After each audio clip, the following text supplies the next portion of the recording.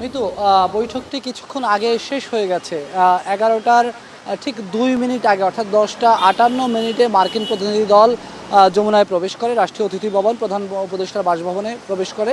এরপর আমরা দেখেছি দীর্ঘ প্রায় 1 ঘন্টা বৈঠকটি অনুষ্ঠিত হয়। 1 ঘন্টা পর 11টা 57 মিনিটে তারা যমুনা থেকে বের হয়ে যায়।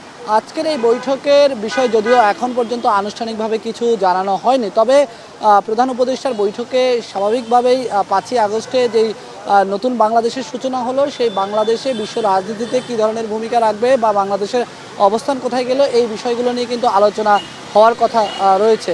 পাশাপাশি এখানে যুক্তরাষ্ট্রের পক্ষ থেকে যে বাংলাদেশের অর্থনৈতিক প্রবৃদ্ধি এবং আর্থিক স্থিতিশীলতা, পাশাপাশি বাংলাদেশের উন্নয়নের যে সহায়তা, এই বিষয়গুলো নিয়ে প্রধান উপদেষ্টার সঙ্গে আলোচনা হয়েছে বলে আমরা জেনেছি।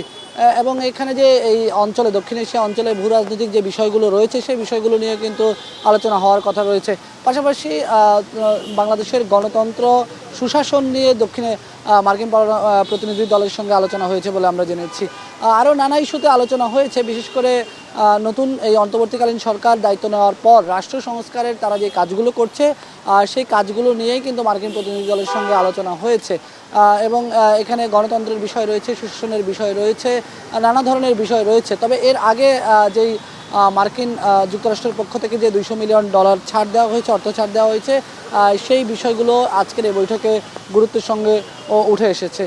তো আমরা আসলে অপেক্ষা করছি যে আসলে এখানে প্রধান উপদেষ্টার প্রেস উইং থেকে হয়তো কিছুক্ষণের মধ্যেই সংবাদ সম্মেলন কিংবা প্রেস ব্রিফিং দিয়ে আমাদেরকে জানানো হবে যে আজকের এই বৈঠকে মার্কিন প্রতিনিধি দলের সঙ্গে তাদের কী কী আলোচনা হয়েছে।